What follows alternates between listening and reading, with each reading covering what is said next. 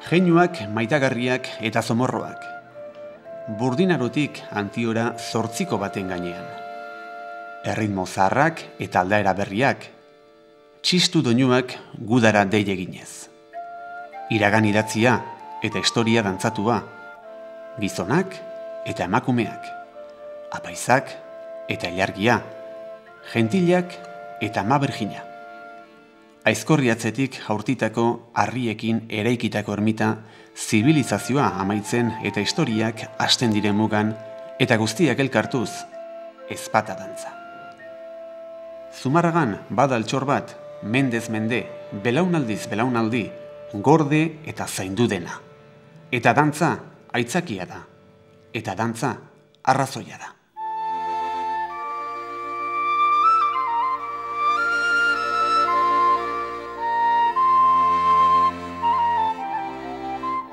Allá en sus comienzos, en Zumárraga, así como en gran parte de Euskal Herria, aparte del chistu y la alboca, creo no existía de principio ningún otro instrumento de música. Regularmente, el tamborilero local era el músico casero, modesto artista que gozaba de consideración, cuando no lograba elevarse a funcionario público, limitándose a concurrir a las bodas, a las fiestas y romerías del pueblo en las más de las veces. Era el individuo que alegraba con sus sencillos aires musicales los amplios desvanes de los caseríos o en las verdes praderas y las convertía en amplios salones del popular baile al suelto vascongado. En Zumárraga, además de todo esto que improvisaba el tamborilero, también armonizaba la ejecución de un baile local y tradicional, muy nuestro, dentro de las naves, el conocido como ezpatadanza de Zumárraga. Baile que en la villa no data su improvisación, perdiéndose en la historia su comienzo. En ambos casos, el chistulari y el danzari, el uno y el otro, siempre unidos, han sido sinfonía privilegiada de la villa y la de sus hombres y mujeres. Algo nos dice de esto último que ya era vieja la costumbre en el lugar, la reseña que nos dejó escrito el año 1540 el mayordomo Íñigo de Orá.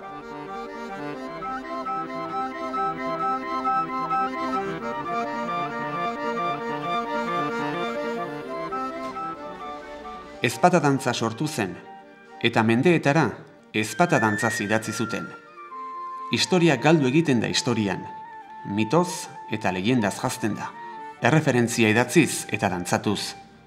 Eta hala, kontakizun honen hasierara joateko, gentilek botatako harriekin ermitak eraikitzen zituzten garaira iritsi behar dugu. 14. mendea zen, eta Antion ermita bat eraikitzen ari zirela ikusirik, Aznabarretatik harriak bota zituzten gentilek, Aizkorriko mendilerroa gaindituz, euren aroaren amaiera ekarriko zuen eraikinura suntsitu asmoz.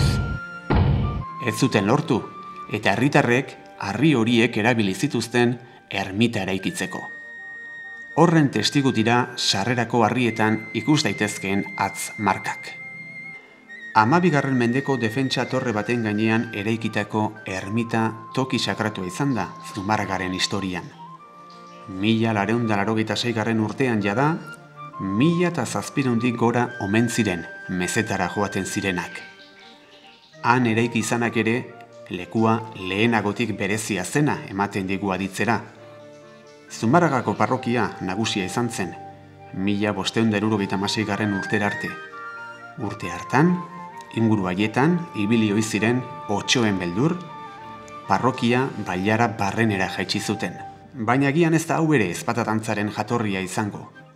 Historiak jatorri asko baititu, eta guztia behar dira, historia hau ulertu nahi bada. Gizakia dantza egiten hasi zeneko garaiak kobazuloetara eramango gintuen ziurrenik, eta ezpatekin dantza egiten zutenekoak burdinarora.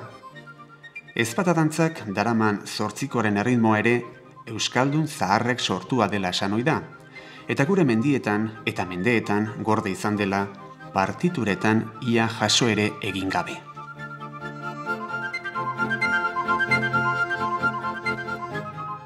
Beti ere 8koa da frase karratua duena.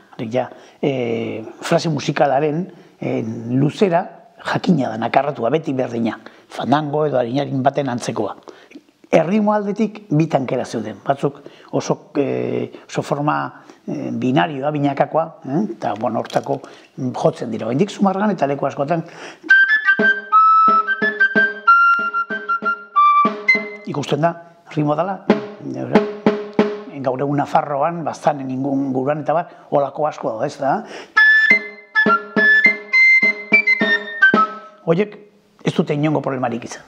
Baina bat dira beste batzuk erritmo errena dutenak. Beti olako sinkopa bat egiten dutenak. Horiek sortu dute arazoa. Zein zan arazoa? Hori nola transmititu. Joiten da eta nola idatzi, nola transmititu. Eta ja, 1800 eta bigarrenaren inguruan idatzitako txosten bat dela musika, del País Vascongado, Wilhelm von Humboldti biali zioten hemendik, ziurazki egia ilustratuak idatzitakoa, baina, giro hortan idatzitakoa, horren jartzen du. Idazten da 6-8ko konpasan, baina ni aun así sabrá el no Vascongado darle el aire, porque, ja, ikusten da, ja, orduan, arazo handia zeukatela horrekin. Eta, 19. mendearen amaieraldea halako hitzarmen bat egin zen, 8-8ko konpasean idazten dira. Eta 8-8ko konpasa, konpas erren bat, ikusten da bradola, zein izango da.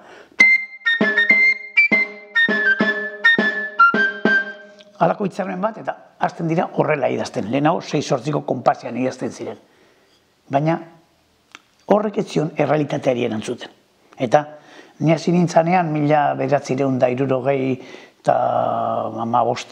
edo hor baiten, Euskal Herri osoa korritzen eta dantzak transkribatzen, topatu nun, leku bakoitzen modu batean jotzen zala, baina bazan ezaugarri bat, alegia leku askotan, idatzi 5-8ko konpasean idazten duzutela, baina ez zutela horrela jotzen.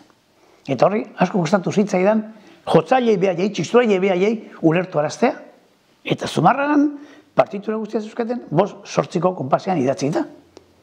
Eta nik esaten nien, bertera jorintzaren bat aldiz, tango txisturariekin elkartuta.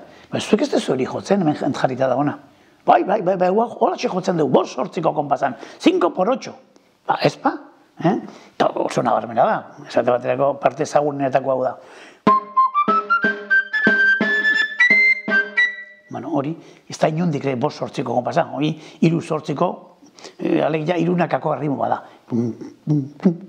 Balz baten atzekoa, naiz eta ziurazki hortik dator 5x8 edo 5-8ko konpasa hori datorren, momentu batzuetan, dantzariari laguntzeko luzatu iten den eta 5-8ko antzekoa da, alegia itute.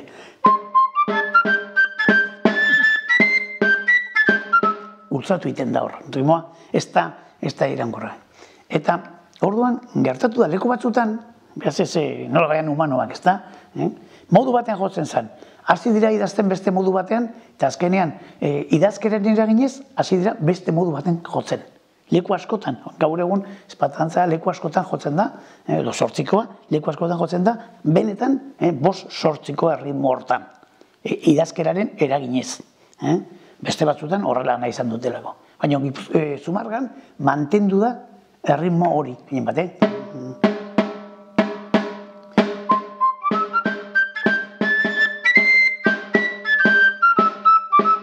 halako zerbait. Beste batzutan. Horren Zumarragoik espatantzak erritmo aldetik badu balio hori. Nolabait mantendu du antzinako jotzeko modua. Euskaldunon erritmoa deitua, Jose Mari Telleriarena da, akaso 8koaren jatorriaren teoria ederrena. Badia urte batzuk tortola edo usapala, zerainen finkatu zela talde bat, tortola talde bat, eta haien kantua entzuten, harrituta gelditu nintzen zeramaten ritmoarekin. Ritmoa musikan erabiltzen den 5-8ko konpasan neurri berdine da. Guz 8ko esaten dion ritmo berdine. Eta hemen entzun, eta beste leku batzutan ere bai, Londresen entzun da hau, eta Erroman ere bai, eta Egipton ere bai, eta danak berdin abesten zuten. Eta ritmo hori da,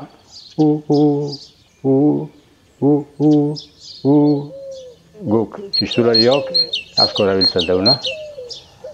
Nik ez dakit hori musikariak hortik hartu duten ritmoa, edo bi gauza desberdin diren. Ezpata dantzaren jatorria baina lehenago ere koka liteke. Pertsonak nomada izateari utzi zionetik, inoiz eten ezten katearen hasieran. Historia ederra izan daiteke hemen ere.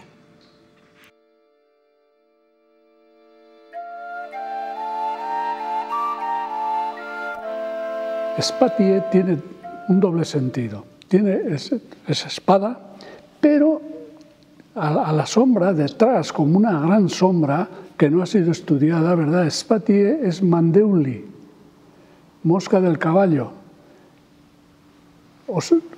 Eso es muy interesante, porque claro, no es lo mismo lo evidente cuando vemos un espada danzari, ¿verdad?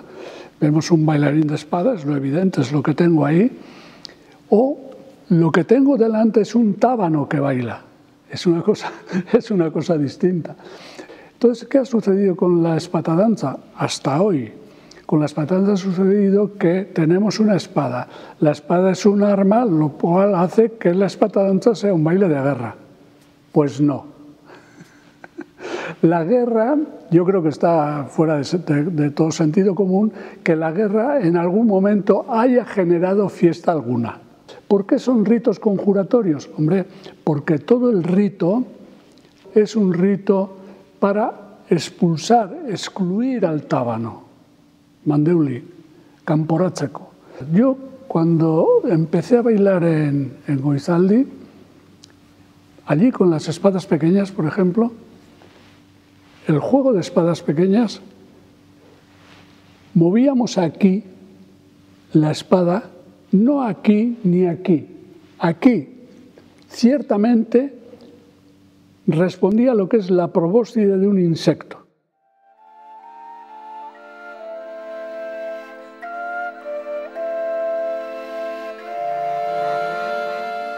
Bai sumatzen da, 16. mendetik aurrera, hau da, nahiko berriki, ezpata dantzaren historian, modan jartzen direla. Modan jartzen dira Europako hainbat tokitan, eta modan jartzean badaukate edapen bat, handik ona, edo hemendik ara, ez dakigu nondik nora, baina zabaldu egiten dira Europako hainbat tokitara, eta bereziki aipatu beharko litzateke hor festa indartsu eta biderkatzaile bezala Bestaberri edo Corpus Christi festa, horren inguruan, baina baita udako solstizioa, San Juanen inguruan, han eta hemen hasten dira ezpata dantzak zabaltzen. Askotan, kofradiei, hau da, ofizio zehatzetako kofradien ospakizunei lotuta baita ere. Berdin izan ziteken kupeleagileak, zapataginak, burdingileak edo burdinarekin lan egiten zuten kofradia edo olagizonak beste kasu batzuetan. Horren arrastoa edo adibide garbi bat daukagu Euskal Herrian, eta Euskal Herrian ditugun ezpata dantzen artean oso berezia eta ederra da Zumarragako Antioko ezpata dantza. Asko dira ikerlari desberdinek garai desberdinetan ezpata dantzari aitortu dizkioten esanahiak. Erlijioa eta guda izan dira horien artean zabalduenak. Erregea eta jainkoa, dantzaren hartzaile ohikoenak.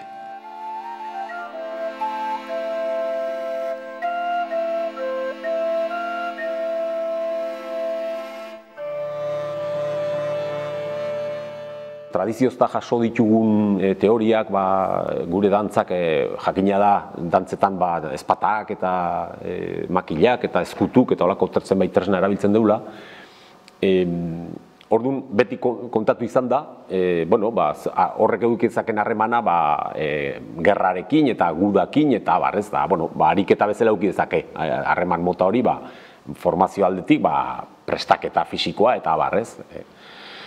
Guzti honekin, Juan Antonio Urbeltzek esate bateako Gipuzkoako dantzen sistema, iztuetak deskribatu zigun ura eta aipatu izan du euskal edo gure aerobika zala nola baitez, pertsonak eta pixkat ariketa fisikoa egiteko eta modu bat, musikarekin lotuta eta hala izango da, o hala da, benetan egituratuta dagoen bezala.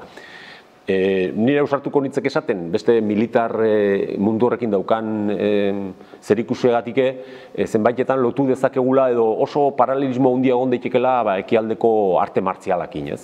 Arte martzialak ere nolabait bazeukaten funtzio hori gizartean, ez? Eta oso lotua zeuden, ez? Martzial ziren momentutik gero bestelako funtzio batzukin, ez?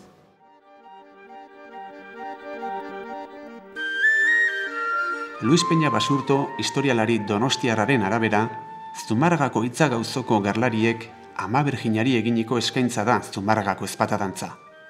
Kristautasunak bere egin zuen ohitura paganoa izan daitekela azpimarratuz. Hala, pentsa daiteke eta hala ikus daiteke guztiek dutela arrazoi. Garaian garaiko ideiak islatu dituela ezpatadantzak. Urtez urte, belaunaldiz belaunaldi, dantza hori mantentzea eta dantzatzea garrantzitsua zenaren jakitun, uztailaren 2an Zumarragan dantza egin izan dela Antion. Lainoak laino zirenetik, mendiak mende zirenetik.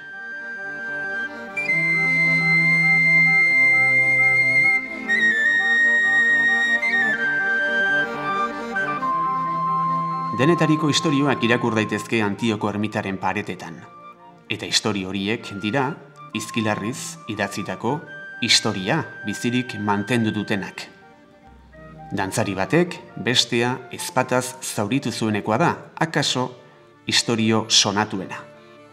1656 urtea zen, eta Juan de Alzola erasotzaileak 9 egun eman zituen espetxean.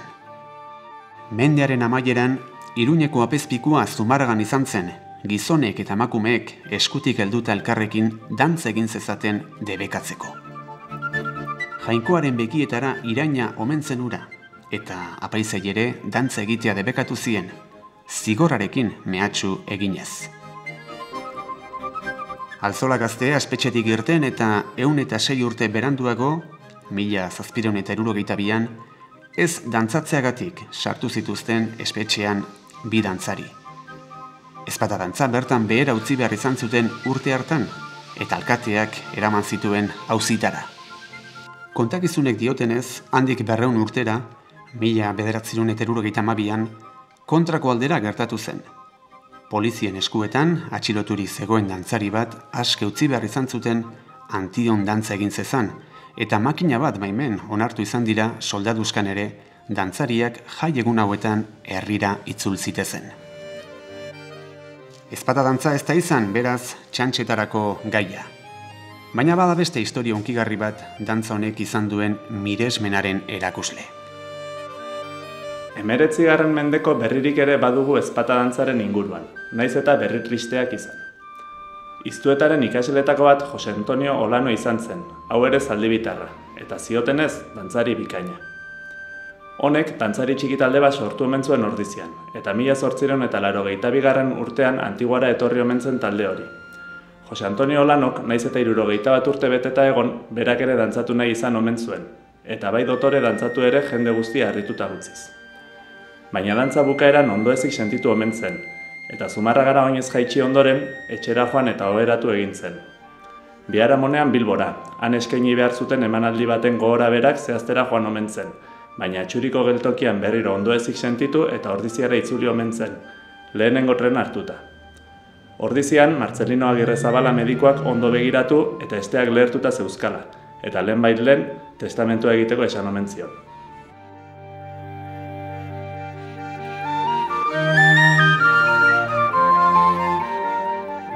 Hemeretzigarren mende bukaera aldera, ordiziarrak ziren udalak dantzarako kontratatu ohi zituenak, eta oso litekena da gaur egungo dantza Ordiziatik ekarritakoa izatea. Juan Ignacio Iztueta zen orduko dantza erreferentzia nagusia. Juan Ignacio Iztueta zaldibitarrai esker, lehenik eta behin, berak egintzun nolabait argazki fijo hori edo deskribapen idatziz nola utzizun liburu batean, gero horrek eman du oinarri segida bat egotekoa dantza maisuak nolabait barreiatu zienak erdigune Goierri Ordizi Zaldibi hartuta barreiatu eta zabaldu zienak Gipuzkoako osoan, ez? Eta alde hortatik Zumarragak ere horietako adarretako batekin eduki du oso harreman zuzena. Jakina da 1881 eta 1882an gutxienez Jose Antonio Olano Iztuetaren ikasle zuzena ibili zela dantzatzen eta pentsatzen dugu dantzak erakusten Zumarragan. Haren ondoren, 1883an, Antonio Lekuona bere ikasle batek, ordiziar batek hartu zion lekukoa, Zumarragarekiko harreman horretan. Garai hortan bertan bazan Zumarragar dantza maisu bat eta dantzari bat, Saturnino Etxebarria, okerrezpanago.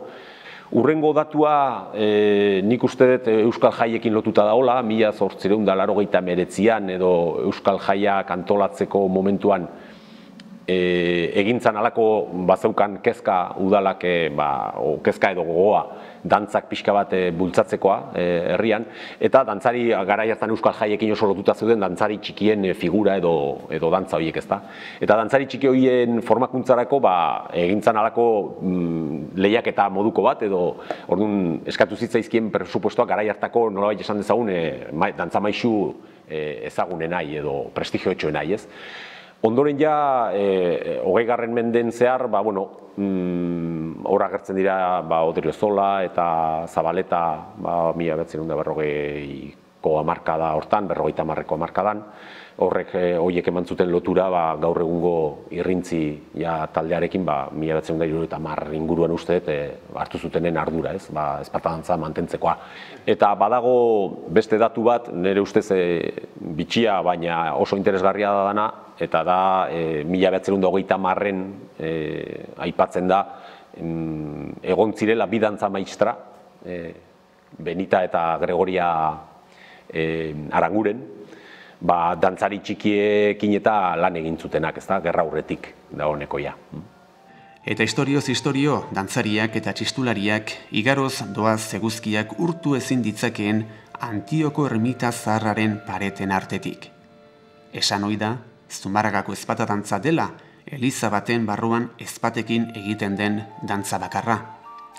Elizara armak eskuan sartzea debekatuta omen zegoen, eta horregatik dantzariek ondo zaindu izan dute armak ez ukitzearen agindua eskuak zapiekin estaliz. Hala egin dute azken 50 urteetan irrintzi dantza taldeko kideek. Antxinako ama txistulari taldeko kidekin batera, haiena izan baita herri honetako altxor ederrenetariko bat gorde eta loratzeko ardura. Soka luzea da, Zumarragan txistulariek mendeak daramatzate ospakizunak alaitzen.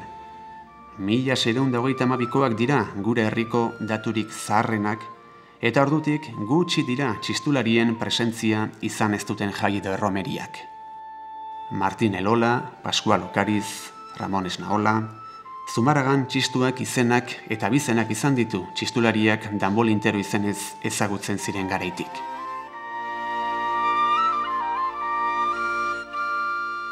Txistulariek funtzionari izaera zuten oraindik, baina hauek zahartu ahala, aro baten amaiera hasi zen, eta beste baten hasiera. Ez zegoen lan horretan segiko zuenik, eta aurrera bidean, hainbat lagun proposamen berritu batekin iritsi ziren udaletxera. Gu hemen urretxun, aserinean oin dela berroeta maosturte, eta gurekin zen orduan Barrena, gure direktorea zen Jose Perez. Xantire bai, da batzutan ezea Leontxo Arrietare bai, ni akordatzen ni orduntxe hasita da Leontxo irintzen zen. Da Jose Perez, Zumarraga juntzan, Barrenakin eta Garmendiakin hasi ziren orduan. Taldea sortzen da ikusita Zumarragako txistulari ofizialak, funtzionario papera dutenak edo gutxi gorabehera hola esan da, haiek ja sartzen ari direla, jubilatzen ari direla, orduan udaletxeak taldearekin jarraitu nahi du. Eta proposatzen die Esteban Barrenari eta hauei eta Jose Perezita, beraiek katekesian, parrokian katekesian egiten zokaten taldearekin edo arekin funtzionari gisako talde bat jarritzen eukitzea. Baina hauek ez esan zioten. Ez zutela horrelako paperik hartu nahi eta taldea nahiago zutela eta hori bi pertsona horiekin eta gero Juan Ignacio Garmendiarekin batera halaxe sortu zuten taldea. Zumarragako txistuaren etorkizuna bermatuko zuten. 1977 urtea zen, eta Antxinako Ama txistulari taldea sortu zuten. Apuntatu ginen, ni 12 urte ditun, eitzatik jetzi ginen batzuk, eta apuntatu ginen hortzen. Hasi ginen hor elizanatzen zehon edifizio bat elizakin lotuta, zinea, katekesisa eta oargi erabiltzen zituen lokal batzuk. Eta hortzen hasi ginen ensaion. Apuntatu ginen, 17-18 pertsona hasi ginen. Eta zuzendaria edo erakusten zeguna Jose Perezan.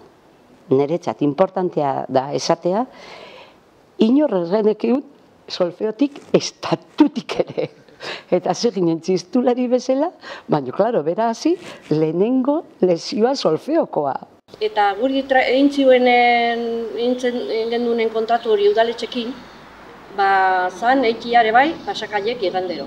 Eta gero, ez dakit urte zema itxaldi zan, udaletxeko azpia hartan jo bergendu.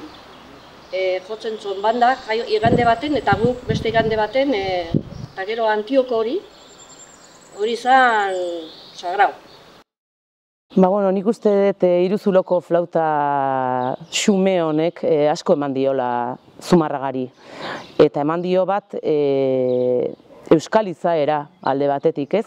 Eta bestetik, herrian ekitaldi guztietan presente egon da txistua. Eta beti egokitu da baita ere txistua garai berriei. Zergatik ez, gauza berriak egiten dira gaur egun txistuarekin, ez soilik kale jirak eta tradiziozko dantzak. Areago joan gara eta nik uste egokitu garela gizartean gertatu diren aldaketa guztiei.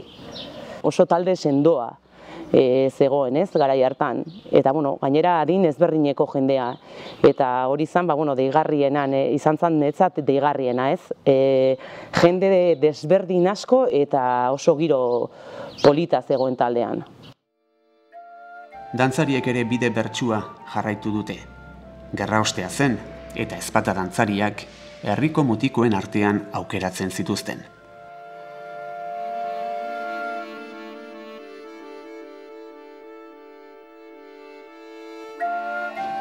Que en aquellos momentos no habría gente y tal, y el que nos enseñó, formamos un grupo cuando nosotros éramos chavales, porque yo la idea que tengo, que yo ya hacíamos ensayos, pues cuando yo tenía 11 años o 12, por ahí. ¿Y cómo hicimos? Pues no sé, un grupo de chavales de Zumárraga, que yo creo que estaríamos alrededor de unos 12, 15, por ahí, y ahí empezamos a bailar, y ahí es donde hicimos un grupo que luego fue el grupo de dancharis, de chavalitos de Zumárraga, nada más. En Zumárraga los chistularis los domingos por la mañana tocaban Pascual, Chimista y San Pedro. Luego un momento en que paró hasta que empezó Barrena, que ese es el que empezó otra vez a las mañanas a tocar el chistu. Pero vamos, los que nos enseñaban, aprendíamos con esos.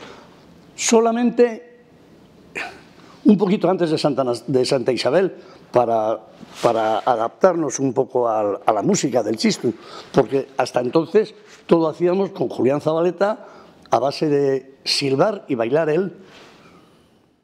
Pasiotarrenean, dantza taldea aintzindari bat sortu zuten orduan, eta hainbat urtez, talde hartako kideek elikatu zuten Zumarragako ezpata dantza. Kristau, bizia hemen etik genuen. Orduan, home ginela, bazan talde bat, zaharrenago, baina bentsate, eradun taldea, tarduna etxeuse biok, nahi zuen beste talde txiki bat, gura segitzeko beste talde bat orduan, hemen gebiltzen duk, zan seguten etortzeko ensaiatzea. Hasi ginen ensaiatzen, usteet, Tomas Adalagin, eta gero Tomasen onduan, izan ziren baitare Isidro Azkarate, Santi Garziandia, baita tortzen zen Benanzio Garziandia, nahi baitare, eta horra ziginen. Hemen bukauen duen, da, bueno, horre, ja, dana utzita ginen, da, tokauzan urte bat, dantzarik, udaletxeko dantzarik, ja jubilatu inbartzienak, ja utzi inbartzienak. Eta orduan jato, bilatu inbartzun, jendea pixka jakitzen, bueno, ibilitako jendekin. Eta konturatu zen, guk hemen ibili eta dantzan asuntokin banagen duen zerbait. Eta etorri zen bila. Eta hartu zuen amendik lau dantzari eta beste bat hemen neon gabekoa.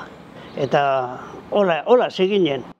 Bueno, se trataba de que usted explicara un poquito lo de la danza de espadas aquí en Zumárraga. ¿Usted sabe mucho de ello? Pues sí, porque he bailado antes del 36 durante unos 5 o 6 años. Y ahora, pues, continúo, mejor dicho, que no se pierda esta tradición más de 25 años. Sí. Bere lana zan, zaukan udaletxen partetik enkargua, maizu bezala mantentzeko, espata dantza mantentzeko, eta urte guztian eroten zan pendiente hortik. Era José Odriozola, pues el que nos enseñaba, al menos el que me enseñó y el que les enseñó a los anteriores a mí. Cuando llegó el momento, nosotros todavía seguíamos durante bastantes años y llegó un momento que, claro, dejas de ser ya tan chaval y pasas a ser ya mozo. Y nos llamaron a ver si podíamos bailar la espatadanza. Claro, allí también había relevo en los espatadanzas, unos porque se cansaban y otros porque se hacían mayores. Cuando tenía 17 años, pues mi cuñado Miguel, que bailaba en el grupo, pues era la persona que me dijo, oye, nos hace falta gente para que entréis en la cuerda porque se está quedando el tema un poco pobre y tal. Y entonces empecé a bailar allí, pero yo bailaba un poco flojo, el fandango y el ariñarín. Entonces él, a mí y a otro grupo de personas, pues en el local de los Luises, con un tocadiscos pequeño o con una cinta magnetofónica, no me acuerdo cómo era, sería cinta magnetofónica, pues nos enseñó a bailar el fandango y el ariñarín. ¿Para qué? Pues para que cuando saliésemos en la cuerda, por lo menos el grupo fuese un poco, que se viese que no éramos unos, sino que controlábamos algo.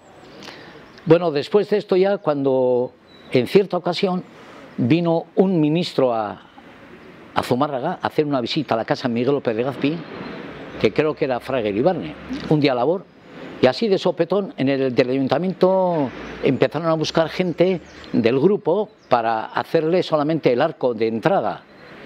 Y bueno, coincidí yo y faltaba alguno de los capitanes y me dijeron, oye, coge esta ropa, vístete y sal. Pues allí que salí yo. Bide horren amaieran sortu zuten Lasaie dantza taldea.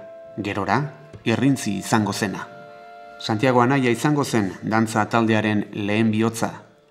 1977 urtea zen, eta Tomas Sadaba eta Sebe Egiguren ziren irakasleak. Pixkanaka handitzen joan zen mutiko kuadrilla batek osatu zuen taldea, eta dantza egiteari ekin zioten Ramon Esnaolaren txistu doinuetara. Aurki ziren ezpata dantzaren sokan eta kapitain moduan ondoren.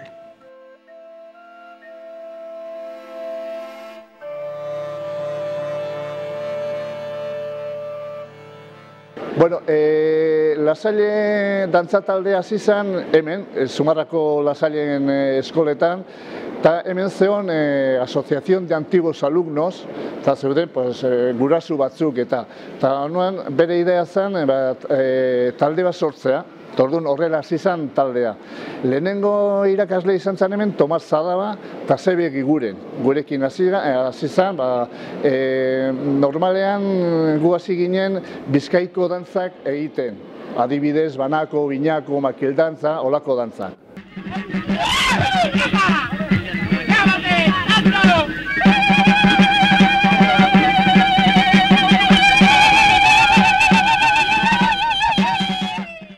Egia esateko, irrintzi dantza asko egin dugu, baina ezpata dantza guretzako zen nahiko kutxuna eta garantzikoa zen guretzako. Hor utxune bat zegoan, ezpata dantza kapitan bezala bat zegoen talde bat, baina arazoa zen batez ere sokarako. Sokan prestatu gabe, azkeneko momentuko erabaki izaten zen eta alde batetik bestetik sortzen zen soka lotzea, baina bai gero jandago tari egiteko ez egoan jenderik. Eta orduan Josek ikusita irrintzi zegiro zegoan, beraia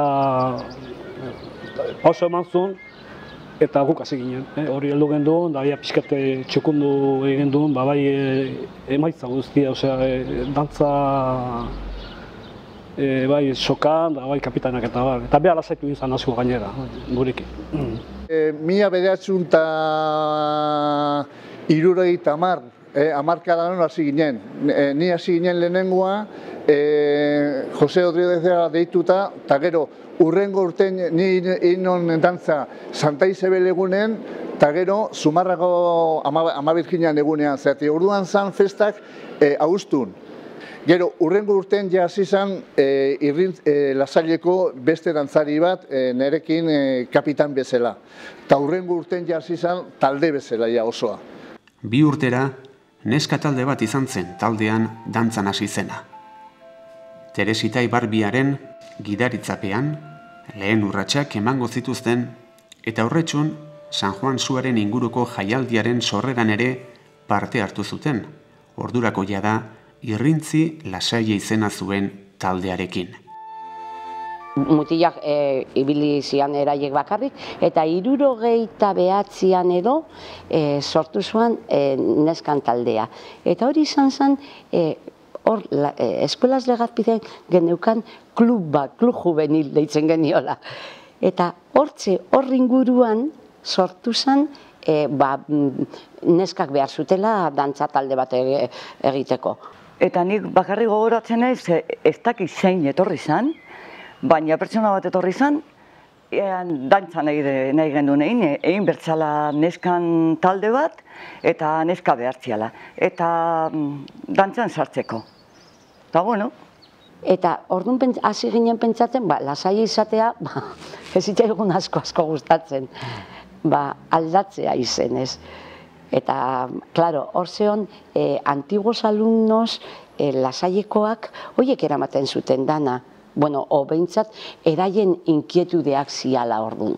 Orduan, eman ziguten baimena izena aldatzeko, baino kendu gabe Lasaie. Eta jarri genuen orduan, Irrintzi Lasaie. Baina neskai erakusteko, orduan, Zumarran zeon neska bat, baita lehen erakusten zuela dantza, eta Santa Teresita Ibarbia.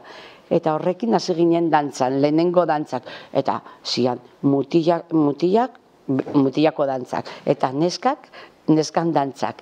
Ez zan egiten, orain egiten dan bezala, beste koreografiak edola.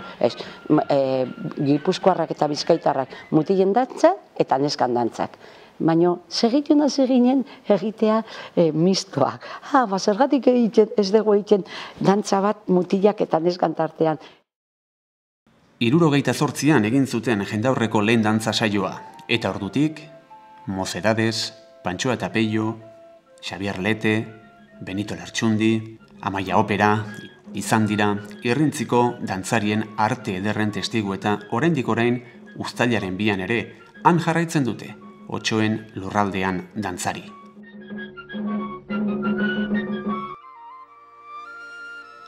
Irrintzia zen dantzarako talde huts bat, bere musikariak ere bazituen.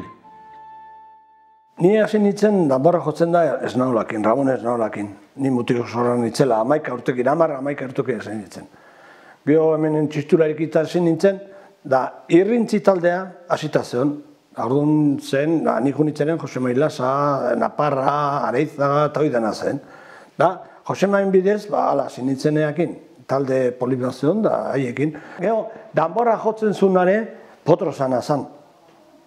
Ura irrintzi dibilitakoa, da areke danborra jotzen zuen. 2015 urtea izango zen, taldearen historian mugarri berri bat jarri zenean. Mendeetan, gizonen dantza izana, azkenean ezpata dantza emakumei ireki zitzaien Zumarragan. 2015 izan zen, erabaki batzuk berandu hartzen dira, garaiaren isla dira, garaiaren erru, eta aldi berean borrokatu dutenen garaipen, borroka horien isla. Bueno, aspaldidanik talden zeon nahi bat zan, baina, bueno, prozesu nahiko luzea izan zen, eta poliki-poliki dantza ikasten hasi ginen. Eta, bueno, iruditzen zitzaigun guk ere egin nahi genula, eta gure eskubide bat zala, eta planteatu genuen, eztabaida genuen, eta hori izan zen dena. Lehen bigarren mailako papel bat bezala jokatzen zen. Ateatzen zian agurra iten zieten bakarrik. Gizonek erakitzen zuten ze emakume atea, eta lehenengoa alkateak, orain ere, baina, bueno. Eta hori zan beraien papela, eta orain protagonista papela hartu dute, emakume eta gizonek elkarrekin. Eta horretaz gain, ateatzen dian herritarrak ez dira emakumeak bakarrik, eta herritarrak ateratze dituztenak emakumeek dira baita. Esaten da, ezpata dantza nahiko gogorra, eta lehen asko entzuten zen, ez ziela igual gai izango, nik uste demostratu dela baiet. Gaina igual, gizonezko baino hobeto dena. Aguantea edo hobeto atatzen zaila bintzat, ikusi da.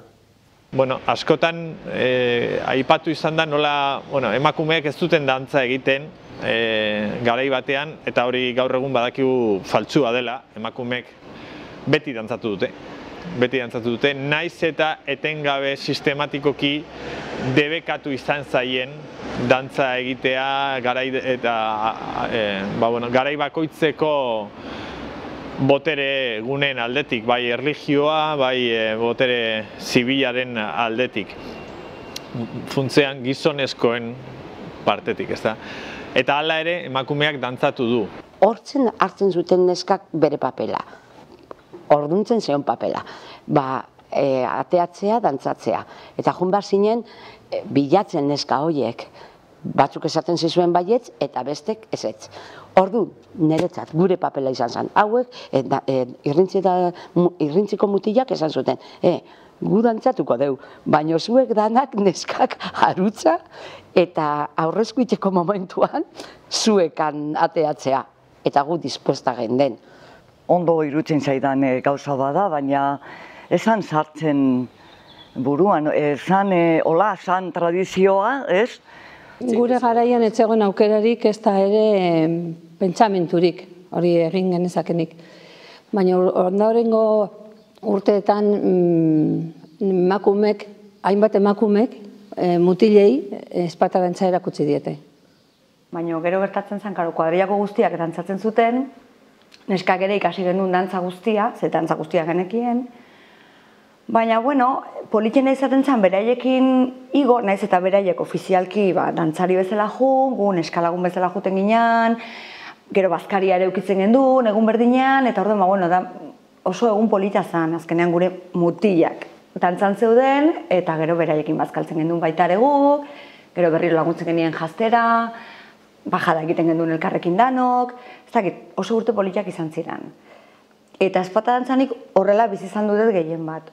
Egia da, dantza jakinda, eta pauso guztia jakinda, gaur egun ikustituzu neskak dantzan, eta niretzat behintzat ere ilusio asko egin zidan. Gure garaian planteatu, guk mutilekaina ikasi egin genduen, dantza egiten genduen, baina ere ez genduen planteatu, esaten genduen, egunen batean igual egingo dugu, baina planteatu ez genduen nola serioski planteatu talde bezala egin behar dugu, edo etzan nik uste sozietateak ere ez zeukala hori ez, ikuspuntu hori. Gainera nire alabak aurten zokan irten, iazko urtean zokan irten zuen. Bai, eta momentu unkigarria izan zen niretzako, bai, emozionantea, bai. Azkenean, zuri gustatuko litzaizuken gauza bat, azkenean etxeko batan ikustea, eta bai, polita. Aldaketak ematen dira, garaien ispilu. Uztailaren bateko kalejira ez da egiten jada, eta Santa Isabelak arratsaldean hasiko dira, udal korporazioak Antiora bisita egiten duenean. Eta uztailaren 2 esnatuko da. Txistulariek dei egingo diote herritarrei. Esna daitezen eta herritarrak Antiora egoko den prozesiora irtengo gara.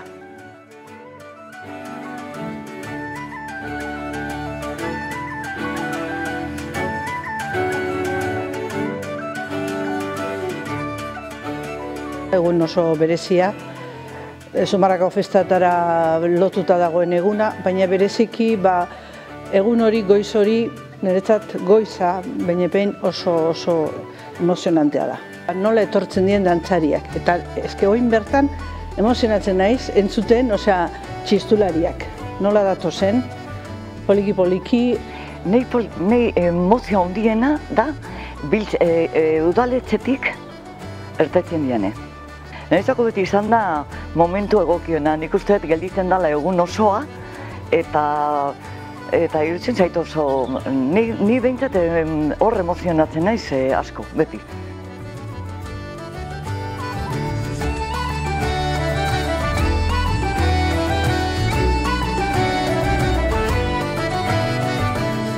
Zuriaren gainean gorria, odolaren eskaintza Ama Birjinari. Txapela gorria dute, karlisten garaitik, eta taldea festara bidean jarriko da.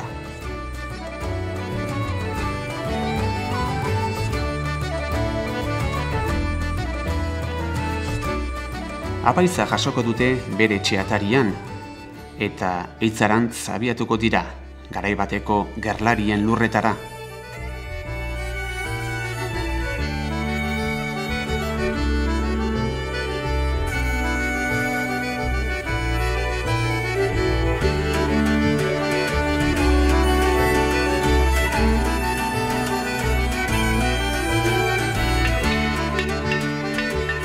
Kanpaiotxek iragarriko diete bizilagunei prozesioaren etorrera.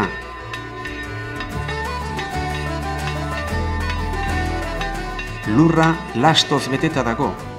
Mendeuliaren bizitokia da, Ama Birjinaren aurrean belaunikatu aurretik, garaituta, zapaldu egin beharko duena.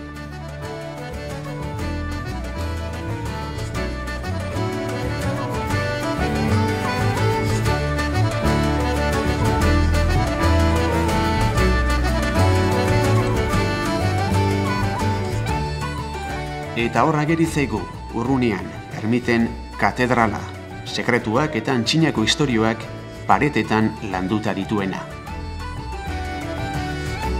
Eitzatik gora, aldapak formazioa apurtzen du, eta Leizalde baserrien elkartuko gara berriro, dantzariak eta agintariak, txistulariak eta herritarrak.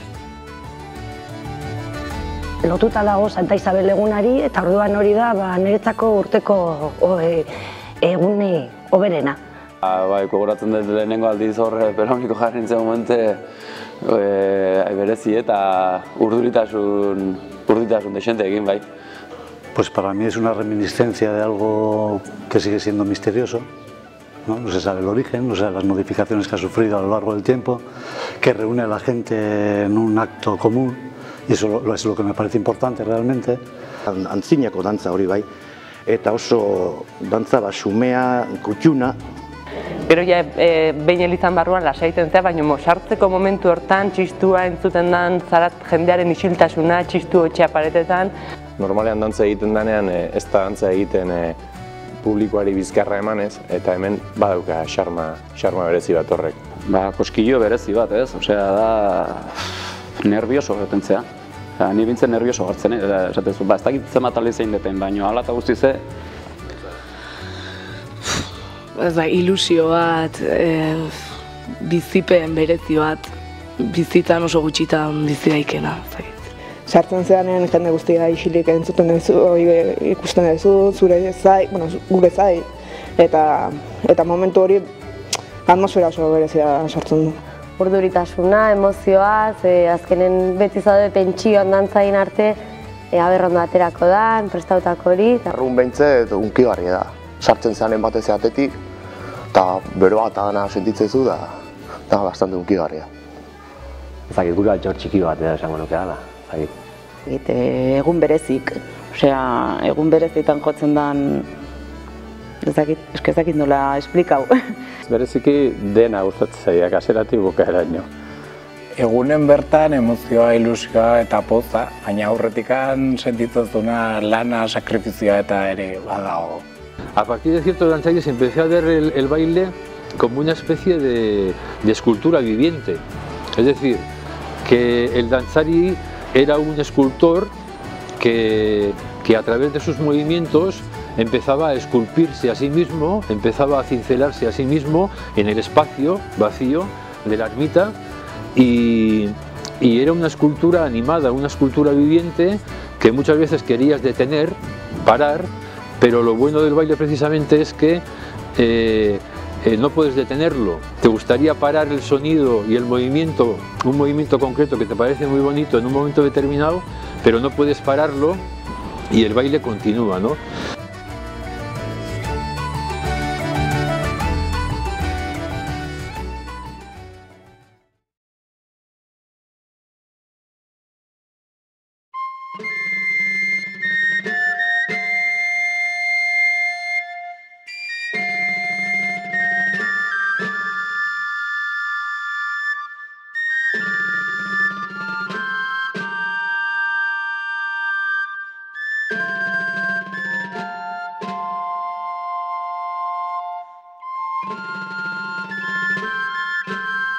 Eta eliza jendez beteta egon arren, bakarri zaude, txistu doinuak dituzu lagun. Bizkarra soka batek babestuta, alboetara ezpatek gordeta. Eta eliza beteta egon arren, dantzan hasiko zara, inor ezpalego bezala. Eta ez zaude bakarrik, baina historia, zorionez, ezin da ikusi.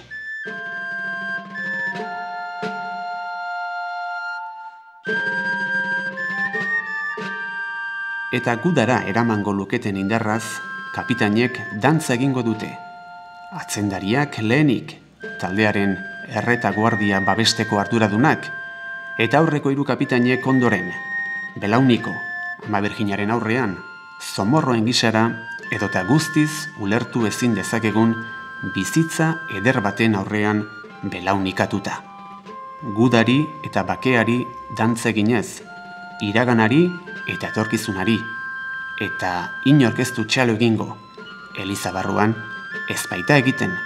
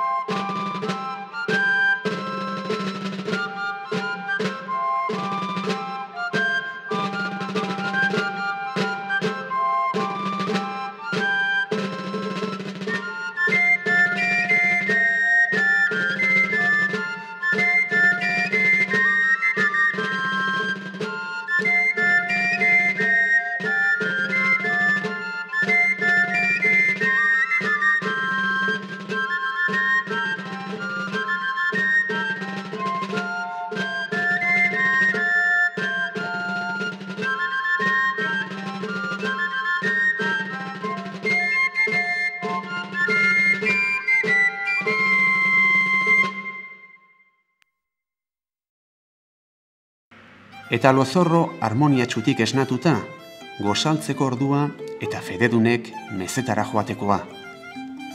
Ama Birjinarekin elizari buelta emanez ziragarriko dute.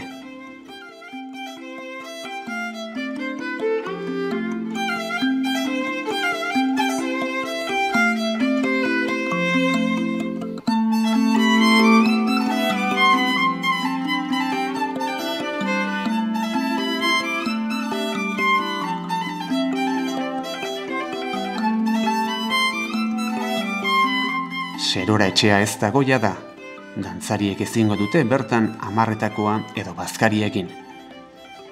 Udal ordezkariek ezingo dute gero atzeko dantza balkoitik ikusi.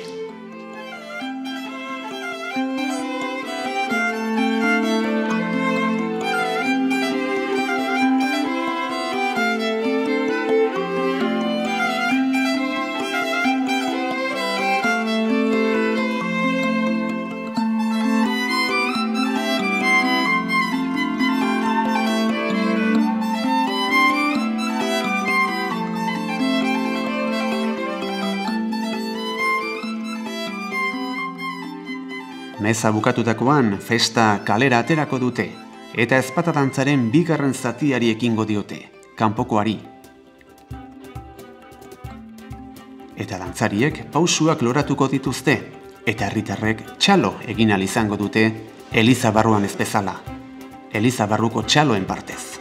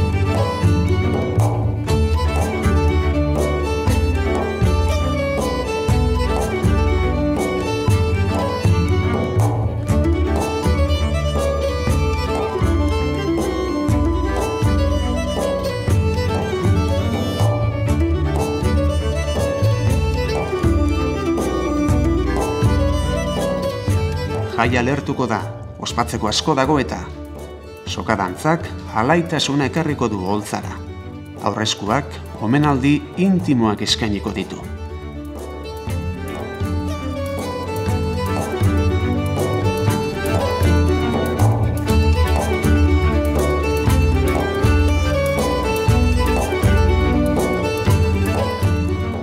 Urteetan aurrera aldaketan nabarmenak eman diren arren, badira garai zaharragoetako keinuak oraindik. Alkatea izango da, errege zaharren moduan, dantzara aterako duten lehen persona aukeratuko duena. Eta aurreskua dantzatuko diote persona horri. agurra lehenik eta desafio egingo dute ondoren dantzariek nork hobe loratu erreberentzia. Aurreskuak ugaritu egingo dira eta txalo zaparrada batek bustiko du guztia, goizeko laino negartiak, mitoak eta leyendak ezkutatzen dituen moduan.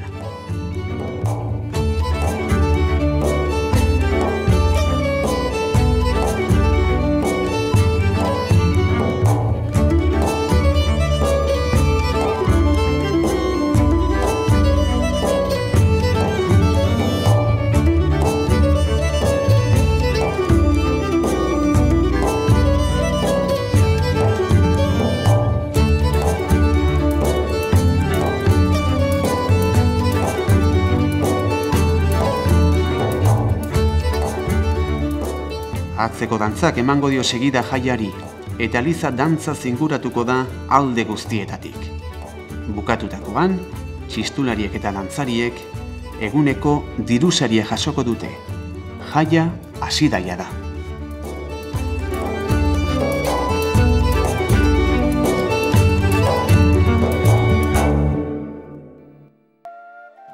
Ezpata dantza abuztuaren 15ean ere dantzatzen da.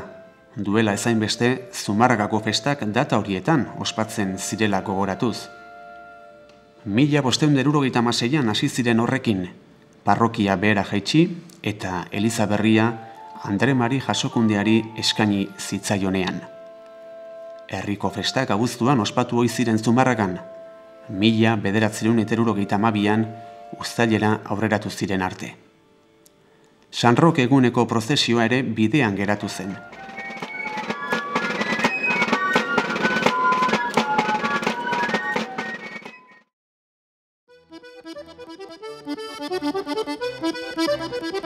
Eta uztailaren 2 inguratzen dute ordutik Zumarragako festek. Egun honetan, antio betetzen duen ilusioa, dantzatik edo zaindarien jaiegunetatik harago. Egunaren izaera liturgikoak galtzen joan da, eta orain, Beloki mendiaren magalean, herri bat loratzen da, bizitza gurtzen, irudimena baso artean galtzen hasten den lurren mugan. Eta egun bat soli da, baina 5 urte dira, izate oso bat Antion ospatzen dena. Tradizioak berritu egin behar dira, museotik kanpo biziko bat dira. Egokitu eta ospatu egin behar dira, bizi direla, oraindik bizi direla gogoratuz.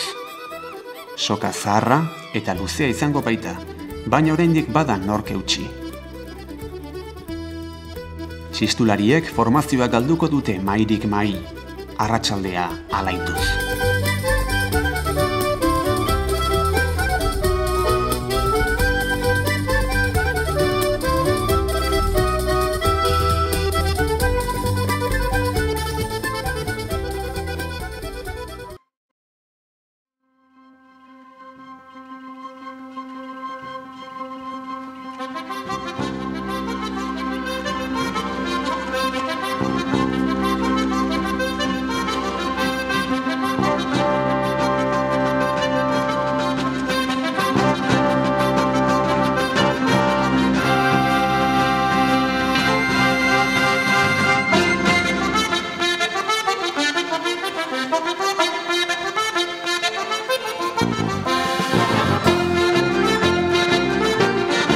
Eta hasiera elkarrekin egin genuen moduan, elkarrekin jaitsi ginen bukaerara.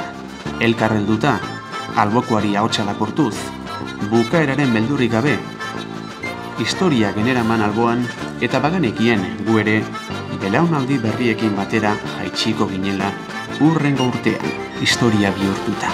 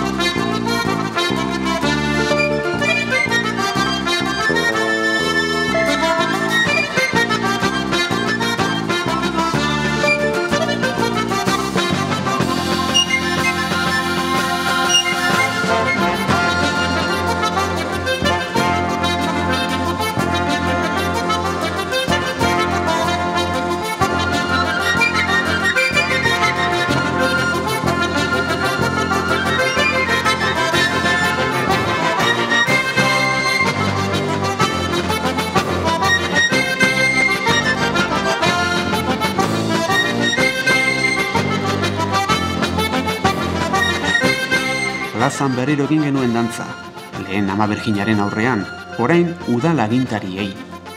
Eta egunaren amaiera ospatu genuen herritarren ondoan, haiei ere dantzarako ateak irekiz.